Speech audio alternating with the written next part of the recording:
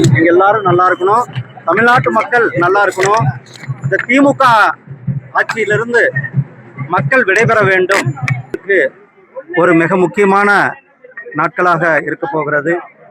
தமிழ்நாடு ஒரு மாற்றத்தை எதிர்பார்த்து கொண்டு இந்த தேர்தலை நாம் சந்திக்க இருக்கின்றோம்.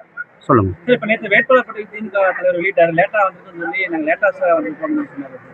திமுகக்குள்ள 1008 பிரச்சனைன்னா அவங்களுக்குள்ள கூட்டணி குழப்பங்கள், யாருக்கு எந்த தொகுதி ஒதுக்குறதுன்னு எந்த இது இல்லாமல் அவர்களுக்கு பல்வேறு பிரச்சனைகள் இருந்தது. இன்னும் கூட அவங்க கூட்டணியில் பல கட்சிகள் சந்தோஷம் இல்லாமல் தான் இருக்கிறாங்க. அதனால அவர்களுடைய காலதாமதமாக இருக்கிறது என்பது தான் நான் நினைக்கிறேன்.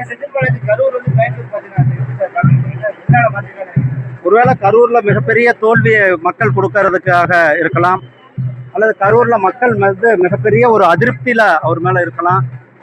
அதாவது கரூரில் அவங்க செய்யாத அட்டகாசம் இல்லை அங்கே நம்ம பார்த்துருக்கோம். அதனால கரூர் மக்கள் அவரை புறக்கணிப்பாங்கன்னு நினச்சி அவர் கோயம்புத்தூருக்கு வந்திருக்கலாம். அது தெரியாது. அது எனக்கு எங்களுடைய தேசிய தலைமை தானே வேட்பாளர் பட்டியல் இல்லை. அவங்க எங்கள் தேசிய தலைமை வேட்பாளர் பட்டியல் அறிவிப்பா தெரியும்னா. ஆனால் இங்கே பாருங்கள், இது எங்களுடைய மாநில தலைவர் ஏற்கனவே நிறையா மீடியாவில் விளக்கம் கொடுத்துட்டாரு.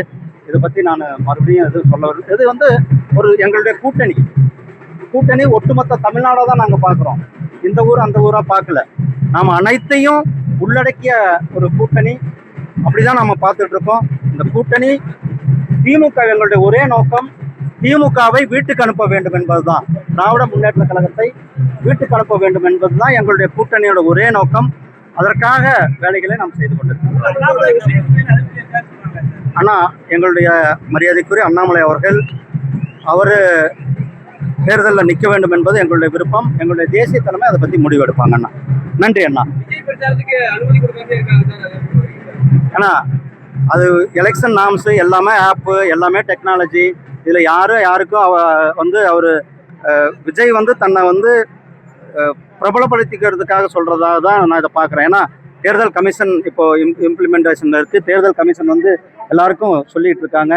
தேர்தல் கமிஷனில் கொடுக்கும் பொழுது அவங்க எல்லாமே ஆன்லைனில் கொடுத்துருக்காங்க. அவங்க ஆன்லைனில் வாங்கி ஆன்லைனில் போகலாம். நாங்கள் எங்கள்